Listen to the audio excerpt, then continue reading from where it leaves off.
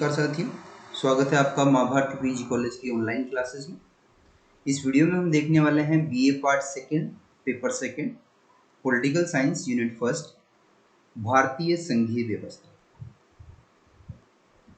भारतीय संघीय व्यवस्था की प्रमुख विशेषताओं का विवेचन कीजिए या फिर भारतीय संविधान के संघात्मक लक्षणों का उल्लेख कीजिए। एग्जाम में क्वेश्चन किसी भी तरह से दे सकता है।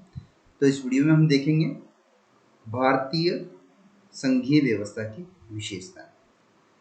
भारतीय संविधान द्वारा भारत में एक संघात्मक व्यवस्था की स्थापना की गई, जिसमें एक ऐसी द्वैध शासन प्रणाली की स्थापना की गई है।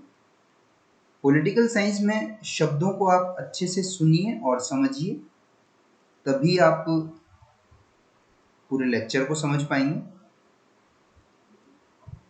लेक्चर के दौरान अगर किसी भी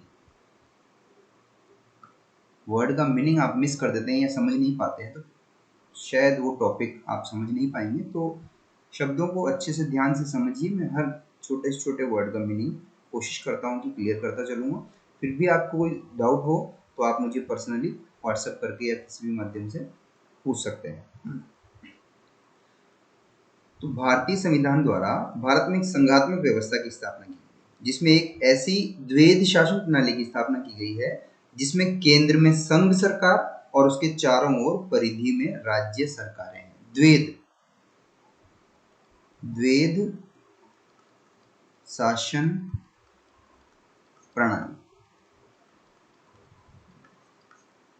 इसका मतलब आप समझिए, क्योंकि भारत में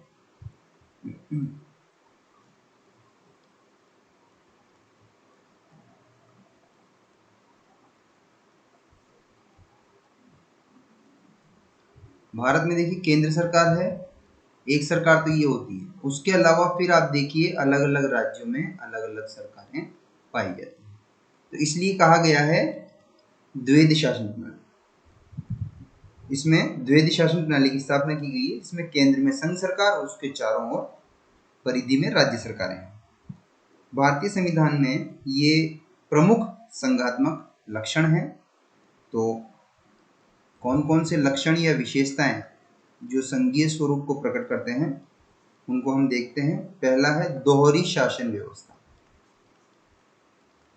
दोहरी शासन व्यवस्था आपने देखा होगा, महसूस किया होगा, राज्य सरकार भी विभिन्न प्रकार के कानून बनाती है और राज्य पर लागू करती है। उसके अलावा कुछ कानून केंद्र के द्वारा बनाए जाते हैं और वो सभी राज्यों को लागू करने पड़ते हैं। जैसे आरटीई केंद्र ने बनाया था, और भी जैसे अभी कृषि कानून आया है, अभी कृषि विधेयक जिसका बहुत विरोध हो रहा है, तो ये लागू किया जा रहा है। तो इस तरह से, और राज्य भी बहुत सारे विधेयक कानून बनाती है जो लागू किए जाते हैं। इस तरह से भारत में इस संघीय व्यवस्था के अंदर दोहरी शासन व्यवस्था पाई जाती है। दूसरा है शक्तियों का विभाजन। जहां कहीं भी दोहरी संघीय व्यवस्था होगी वहां पर शक्तियों का विभाजन भी पाया जाएगा। तो संसार के अन्य संघात्मक संविधानों की तरह भारतीय संविधान द्वारा भी केंद्र एवं राज्यों के मध्य शक्तियों का विभाजन किया गया। अब ये विभाजन किस तरह से किया गया है तो आप देखिए, एक तो संघ सूची संविधान में बताई गई है, दूसरी राज्य सूची बताई गई है,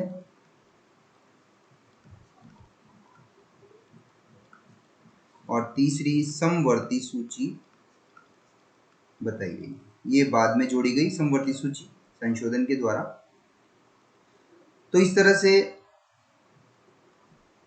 3 सूचियां बताई गई हैं। संघ सूची में वे विषय शामिल किए गए हैं जिनमें केंद्र सरकार को कानून बनाने का अधिकार है, और राज्य सूची में वे विषय शामिल किए गए हैं जिनमें राज्य को कानून बनाने का अधिकार है, और समवर्ती सूची में वे विषय शामिल किए गए हैं जिस पर दोनों ही सरकारों को कानून बनाने का अधिकार है, जैसे शिक्षा वगैरह, पर्यावरण वगैरह, ये सब समवर्ती सूची में आते हैं। लेकिन जब केंद्र भी कानून बनाए और राज्य भी कानून बना दे किसी विषय पर, तो केंद्र का कानून को मान्यता, अधिमान्यता दी जाएगी।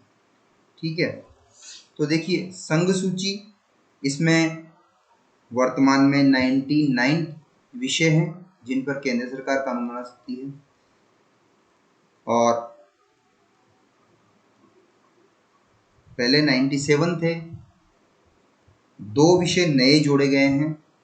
अनुच्छेद 246 में भाग 2 के अंतर्गत नए भाग 2 क के द्वारा इन्हें शामिल किया गया है, जिन पर केंद्र सरकार या संघीय सरकार को कानून बनाने का पूर्ण और एकमात्र अधिकार है। इसमें कौन कौन से विषय आते हैं, जैसे सुरक्षा, विदेशी मामले, युद्ध और शांति से संबंधित कानून, रेल, डाक, तार, मुद्रा, बीमा, बैंक, अखिल भारतीय सेवाएं जैसे आईएएस वगैरह, आईपीएस वगैरह, अखिल भारतीय सेवाएं, सर्वोच्च न्यायालय से संबंधित कानून,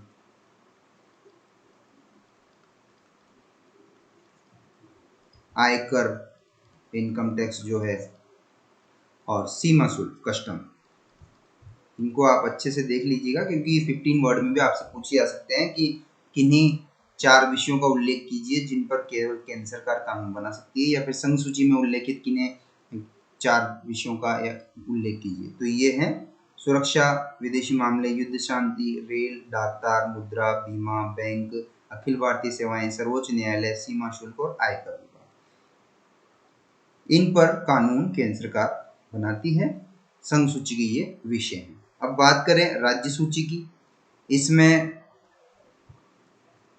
66 विषय थे, वर्तमान में 62 विषय रह गए हैं।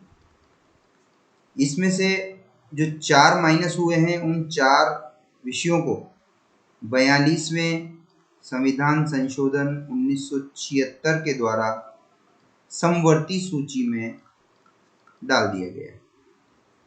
राज्य सूची के विषयों पर राज्य सरकारों को कानून बनाने का पूर्ण व एकमात्र अधिकार है। इस पर केंद्र सरकार का हस्तक्षेप नहीं हो सकता है। इस सूची के विषयों की बात करें तो एक तो स्थानीय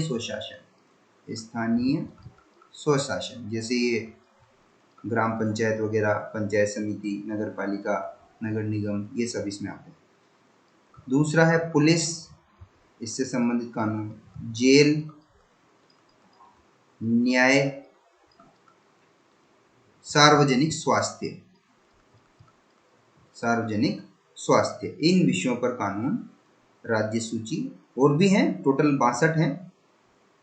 तो इन विषय पर कानून राज्य ही बनाएगा पूर्णतः, उस पर केंद्र का हस्तक्षेप नहीं होगा। उसके बाद आती है समवर्ती सूची। इसमें समवर्ती सूची में 47 विषय हैं, वर्तमान में 52 विषय हैं, पहले 47 थे। 42वें संविधान संशोधन द्वारा राज्य सूची के 4 विषयों को इसमें जोड़ा गया और एक नया विषय भी समवर्ती सूची में जोड़ा गया। तो इस तरह से ये 52 वर्तमान में है। समवर्ती सूची के विषयों पर कानून बनाने का अधिकार केंद्रीय और राज्य सरकार दोनों को है। जिन प्रमुख विषयों को इस सूची में रखा है, कौन कौन से विषय हैं वो हम देख लेते हैं कि समवर्ती सूची में कौन कौन से विषय आते हैं।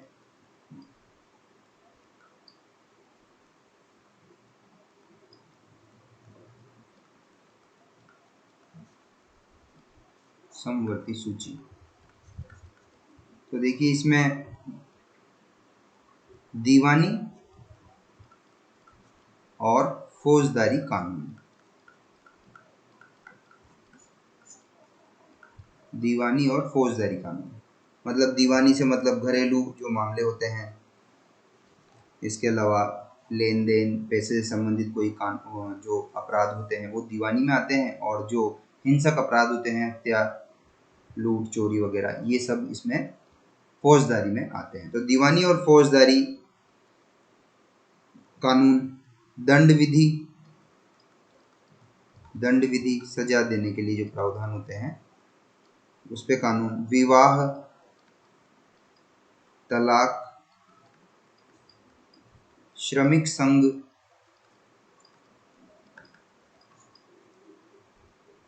कारखाने,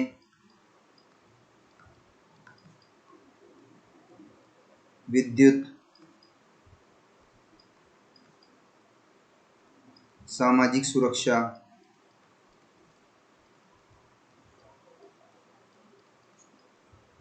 मूल्य नियंत्रण, कीमतें जो बढ़ जाती हैं वो, समाचार पत्र और परिवार नियोजन।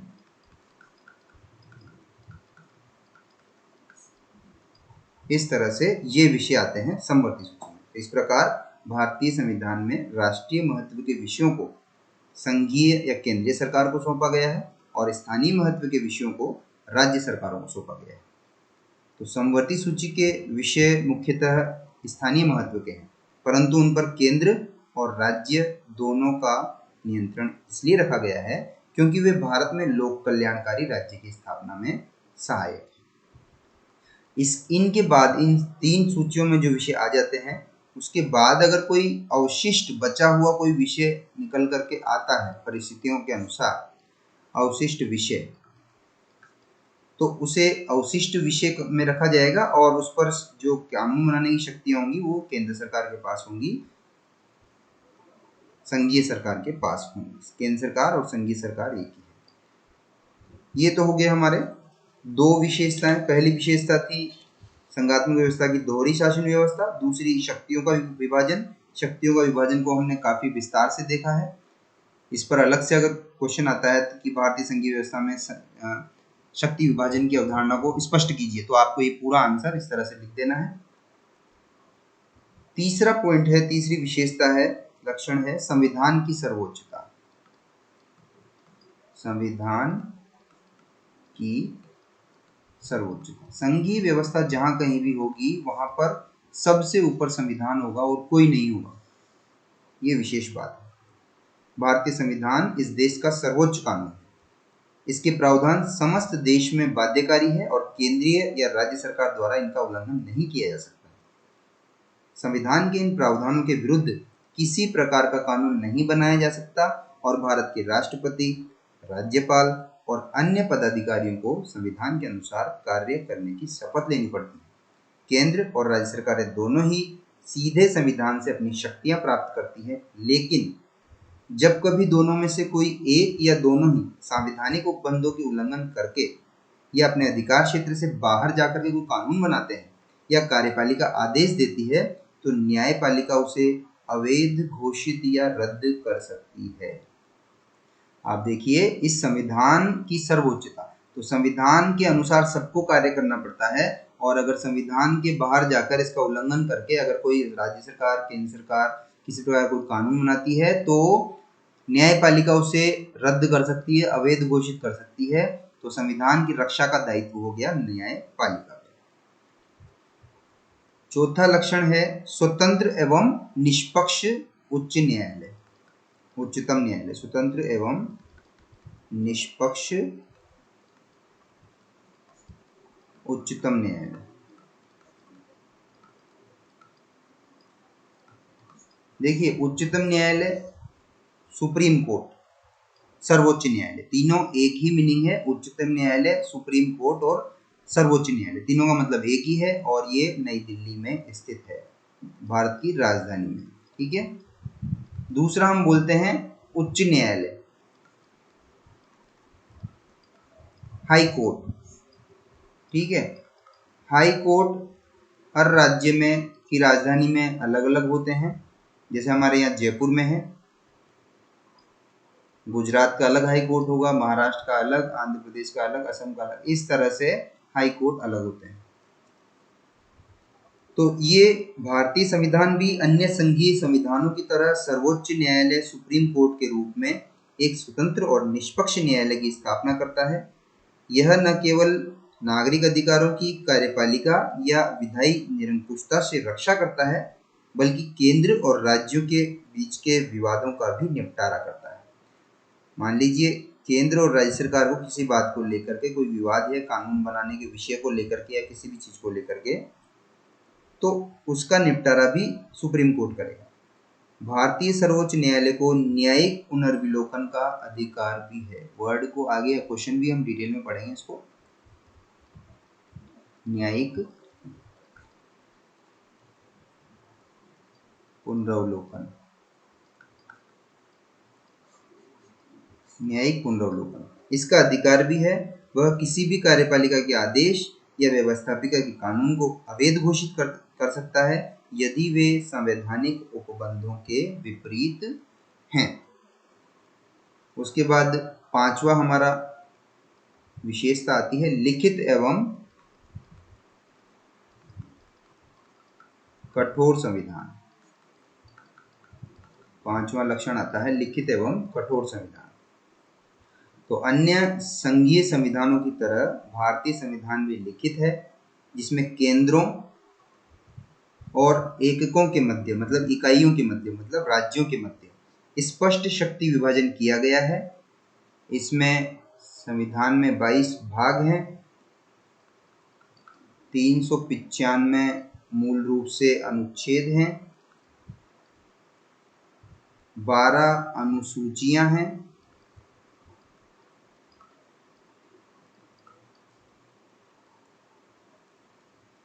जैसे 7वीं अनुसूची में शक्ति विभाजन दिया गया है, 8वीं में भाषा से संबंधित दिया गया है, और 3 परिशिष्ट हैं। इनको आप रट लीजिएगा, छोटे क्वेश्चन में पूछ सकता है। 22 भाग, 395 अनुच्छेद, 12 अनुसूचियां और 3 परिशिष्ट। भाग, अनुच्छेद, अनुसूचियां, परिशिष्ट। भाग, अनुच्छेद, अनुसूचियां, परिशिष्ट। ठीक है। अनुच्छेद 395 थे मूल संविधान में मूल रूप से। उसके बाद संशोधन हो करके और इनमें बीच बीच में नए कानून बने, तो इसमें अनुच्छेद जुड़ते गए और वो इसी तरह से जुड़े। जैसे 394 से संबंधित कोई है तो 394 का नाम दे दिया गया उसे। 21 नंबर के अनुच्छेद से संबंधित 21 का नाम दे दिया गया। इस तरह से वर्तमान में अनुच्छेदों की संख्या 444 के ऊपर पहुंच गई है, लेकिन मूल रूप से संविधान में 395 अनुच्छेद हैं। भारतीय संविधान यद्यपि अमेरिकी संविधान जितना कठोर तो नहीं है, फिर भी इसमें संवैधानिक कानून और साधारण कानून में अंतर किया गया है। संविधान में संशोधन संविधान में वर्णित पद्धति के अनुसार ही किया जाएगा। संविधान में जिस तरह से जो तरीका दिया गया है संशोधन का, उसी तरीके से संविधान में संशोधन किया जाएगा। संविधान द्वारा किए गए शक्ति विभाजन में संघीय सरकार या राज्य सरकारों में से किसी एक के द्वारा ही अपनी इच्छा से परिवर्तन नहीं किया जा सकता। अगर कोई राज्य चाहे कि मैं संविधान में परिवर्तन कर दूं, संशोधन कर दूं, या फिर केवल अकेला केंद्र ही चाहे कि मैं संविधान में संशोधन कर दूं, मैं तो सर्वशक्तिशाली हूं, तो वो संभव नहीं है, क्योंकि इसकी जो प्रणाली है, प्रक्रिया है, वो उसमें दोनों की सहभागिता सुनिश्चित की गई है। तो इन प्रावधानों में परिवर्तन दोनों की सहमति से ही संभव है। इसीलिए कोई संशोधन करना होता है तो उसके लिए प्रावधान किया गया है कि आधे से ज्यादा राज्यों की सहमति आवश्यक है उसके लिए। छठा जो लक्षण है, विशेषता है, उच्च सदन।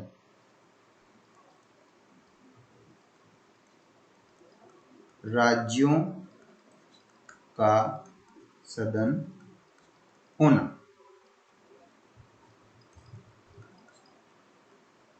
तो देखिए हमारे यहाँ पर संसद है।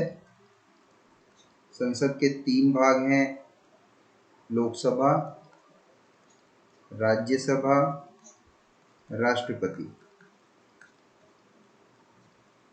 ठीक है। तो लोकसभा निम्न सदन है, लोअर हाउस है, और राज्यसभा जो है उच्च सदन है। ये ध्यान रखिएगा, इसमें काफी कंफ्यूजन रहता है बच्चों को। तो ये भी एक संघात्मक विशेषता है, उच्च सदन, राज्यों का सदन होना। इसमें राज्यों के प्रतिनिधि होते हैं। लोकसभा में जनता के प्रतिनिधि होते हैं। तो केंद्रीय व्यवस्थापिका का उच्च सदन राज्यसभा है। भारतीय संघ के उच्च सदन में राज्यों को समान प्रतिनिधित्व दिया गया है। प्रत्येक राज्य अपनी जनसंख्या के आधार पर राज्यसभा में अपने प्रतिनिधि भेजता है और राज्यों को प्रतिनिधित्व देने की व्यवस्था संविधान संघात्मक स्वरूप को दर्शाती है। इस तरह से राज्यों को प्रतिनिधित्व देने की जो व्यवस्था है वो संविधान के संघात्मक स्वरूप को दिखाता है। 7वां लक्षण है संविधान संशोधन प्रणाली। संविधान संशोधन प्रणाली। तो संविधान संशोधन के लिए पूर्णतः संघीय प्रणाली अपनाई गई है और विशेष महत्व के संविधान संशोधनों में राज्यों की सहमति लेना आवश्यक होता है। इस प्रकार भारतीय संविधान में वे सभी विशेषताएं दृष्टिगोचर होती हैं जो कि एक संघीय व्यवस्था में होनी चाहिए, जैसे शक्तियों का बंटवारा, संविधान की सर्वोच्चता, स्वतंत्र न्यायपालिका, उच्च सदन में राज्यों का प्रतिनिधित्व आदि। इस वीडियो में इतना ही, मिलते हैं अगले वीडियो में। धन्यवाद।